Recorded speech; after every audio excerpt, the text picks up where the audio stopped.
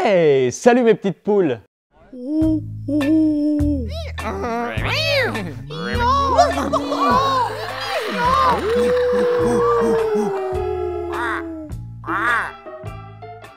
Soudainement, une question me frappe lorsque j'attends le bus pour assister à mon cours de body painting zéro déchet. Une poule peut-elle retourner à la vie sauvage?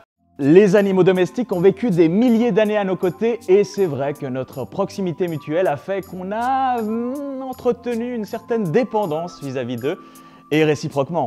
D'abord, sachez que l'animal domestique le plus répandu sur Terre, c'est pas le chat, c'est pas le chien,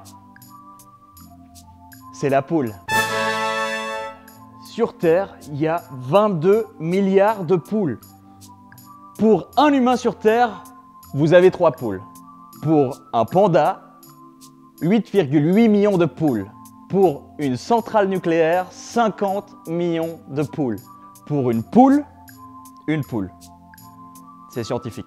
22 milliards de poules, c'est quand même énorme. D'où vient la poule? Domestiquée il y a près de 8000 ans en Asie du Sud-Est, elle descend tout droit du coq doré.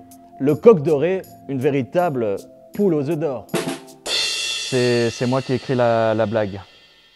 En gros, les ancêtres des poules vivaient dans des forêts de bambou qui fleurissaient massivement, mais seulement toutes les quelques dizaines d'années. Et puis les poules sauvages d'alors, elles, pas bêtes, savaient profiter de ces moments pour s'empiffrer et se reproduire rapidement. Bravo! C'est cette capacité de ponte et de reproduction exponentielle, quand la nourriture est là bien sûr, qui en a fait l'animal domestique par excellence.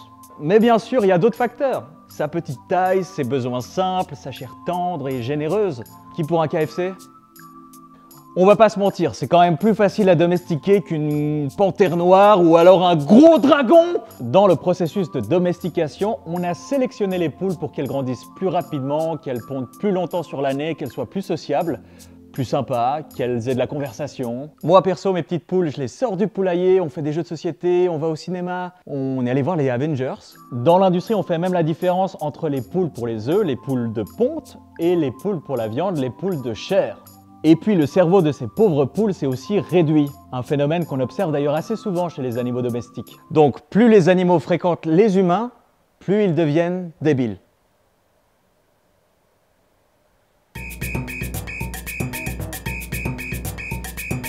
Alors, une poule peut-elle redevenir sauvage? Avec la forte sélection qu'on a imposée sur sa productivité, sa docilité, et en plus, elle a une carrure de fragile. Elle va pas beaucoup à la salle.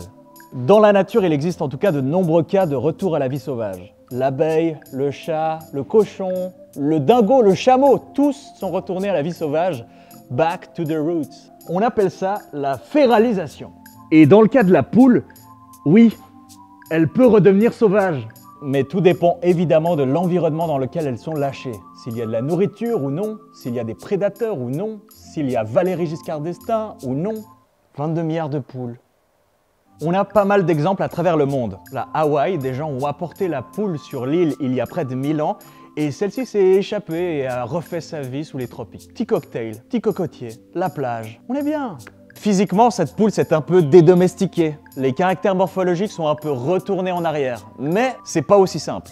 Il y a des espèces férales comme le dingo ou le pigeon qui ont gardé leurs anciens caractères domestiques, ou du moins une partie. Et les poules sauvages d'Hawaï apportées à l'époque auraient aujourd'hui tendance à s'hybrider avec les nouvelles poules de l'industrie de la volaille. C'est le chaos. Mais le cas de Hawaï reste une expérience grandeur nature en or. Expérience en or, coq doré, poule aux œufs d'or. Pour les scientifiques, afin de mieux comprendre le lien entre environnement et génome, ce qu'on appelle le pool génétique. Franchement, je sais pas vous, mais avec tout ça, j'ai l'impression qu'on peut reconsidérer un peu ce qui est de l'ordre du domestique et ce qui est de l'ordre du sauvage. Non? On voit ça au prochain épisode. Oh, ce teaser! Si cet épisode vous a plu, allez donc voir l'un des anciens épisodes. Il y en a un sur le chat, il est très sympa, vous allez voir. Si vous voulez sortir un peu de votre tanière et de votre vie domestique, sachez que l'exposition sauvage au musée est très sympa, je la recommande. Abonnez-vous, commentez, la cloche, vous connaissez. À bientôt, bisous!